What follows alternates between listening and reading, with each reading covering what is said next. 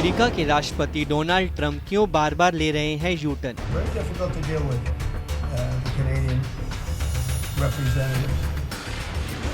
पहले चलाया टैरिफ का चाबुक, फिर अचानक से आ गए बैकफुट।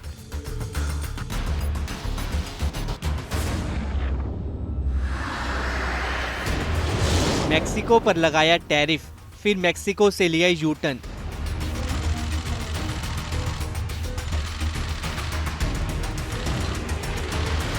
रूस से जताई दोस्ती, फिर पुतिन को दे डाली बैन की धमकी। दुनिया के तमाम देशों पर टैरिफ अटैक कर राष्ट्रपति ट्रंप ने दुनिया को हिला दिया था। आनन फानन में ट्रंप ने ऐसे फैसले का ऐलान किया जैसे वो बहुत जल्दबाजी में हो और वो बहुत जल्दी अमेरिका को पूरी तरह बदलना चाहते हों। उनके टैरिफ प्लान के चलते मैक्सिको, कनाडा, चीन, भारत और दूसरे कई देश सख्ते में आ गए। Tomorrow tariffs 25% on Canada and 25% on Mexico. लेकिन अब ऐसा लग रहा है कि ट्रंप मिस्टर यूटर्न बनने जा रहे हैं। दरअसल उन्होंने मैक्सिको और कनाडा पर 25% टैरिफ लगाने का फैसला तीसरी बार टाल दिया है। इन दोनों देशों पर टैरिफ लगाने का फैसला 30 दिनों तक टाल दिया गया है। राष्ट्रपति बनने के बाद उन्होंने ऐलान किया था कि नया टैरिफ प्लान 4 फरवरी से लागू कर दिया जाएगा, लेकिन फिर ट्रंप पलटे और उन्होंने 4 मार्च से लागू करने की बात की। इसके बाद ट्रंप फिर पलटे और उन्होंने 2 अप्रैल तक की मियाद बढ़ा दी। ऐसे में अब सवाल ये भी उठ रहा है कि हो सकता है कि ट्रंप 2 अप्रैल आते आते अपने फैसले को फिर से आगे के लिए बढ़ा दें। हालांकि ट्रंप के यू टर्न लेने के पीछे की असली वजह ये मानी जा रही है कि कनाडा और मैक्सिको ने जिस तरह टैरिफ वॉर छेड़ा उससे ट्रंप मजबूर हो गए। मैक्सिको और कनाडा ने काउंटर अटैक किया और टैरिफ का जवाब टैरिफ से दिया। Canada will be implementing 25% tariffs against $155 billion worth of American goods. उससे अमेरिका को भारी नुकसान हुआ। जहां डॉलर के वर्चस्व पर असर पड़ा तो शेयर बाजार में गिरावट आने लगी। दरअसल कनाडा ने टैरिफ पर जिस तरह से पलटवार किया उसने अमेरिका को झकझोर दिया।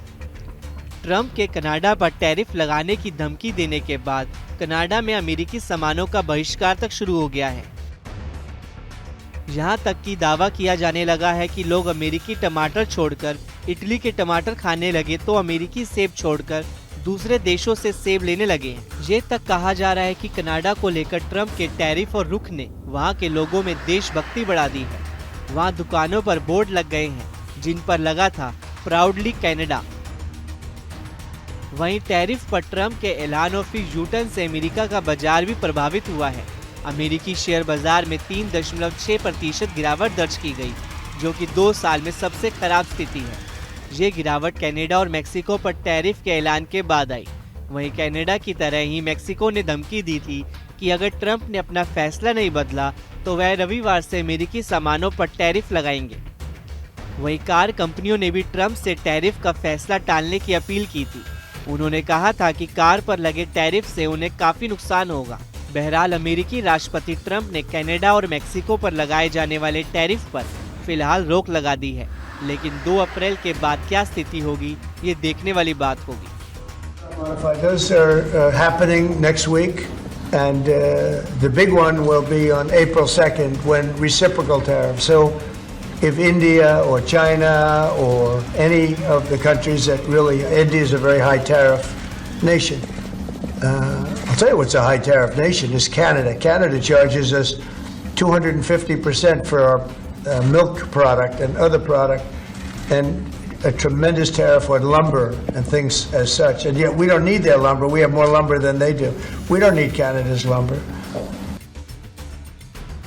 वहीं डोनाल्ड ट्रंप ने चीन से एक्सपोर्ट किए गए प्रोडक्ट पर टैरिफ लगाने के फैसले को फिलहाल रोक दिया है। ये फैसला ऐसे समय में आया जब चीन ने भी अमेरिका पर जवाबी टैरिफ लगाने का ऐलान किया था। इसके बाद ट्रंप प्रशासन ने अपने टैरिफ प्लान को फिलहाल टाल दिया है।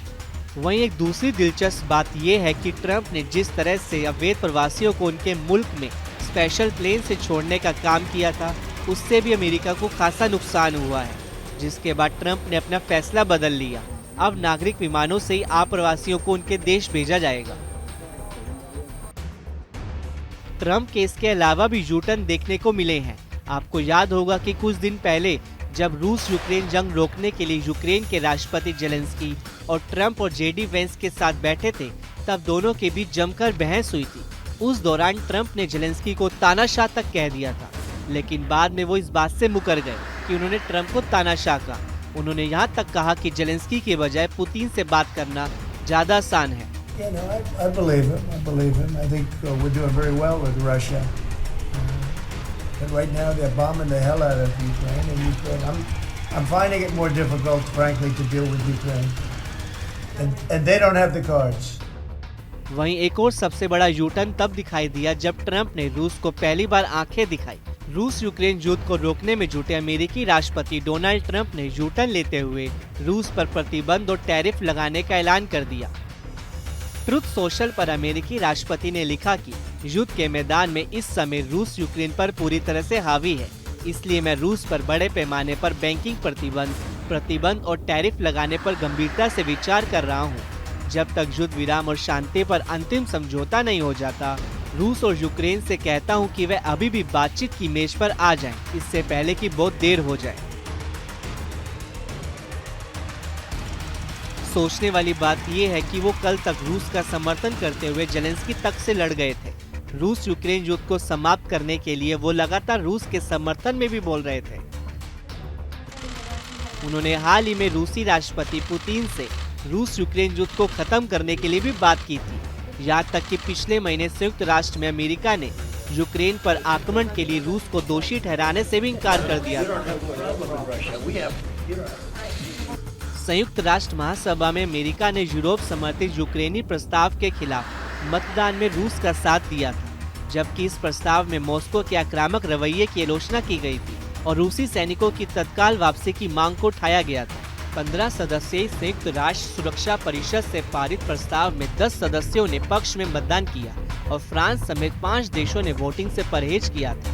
लेकिन अमेरिका ने अपना एक अलग प्रस्ताव पेश किया, जिसमें युद्ध समाप्त करने की अपील की गई थी, लेकिन रूसी आक्रामकता की बात तक नहीं की। और तो और अमेरिका ने मतदान से बचने का भी फैसला किया। लेकिन अब अमेरिकी राष्ट्रपति ने रूस को धमकी दे डाली है कि अगर रूस शांति समझौता नहीं करता तो उस पर टैरिफ और आर्थिक प्रतिबंध लगाए जाएंगे। Because I didn't want to hurt the American, it would have hurt the American car companies if I did that. Would you consider the same sort of exemption or clause for the auto tariffs you're talking about next month? We're not looking at that, no. You're not No, we're not looking at that, no, no. President-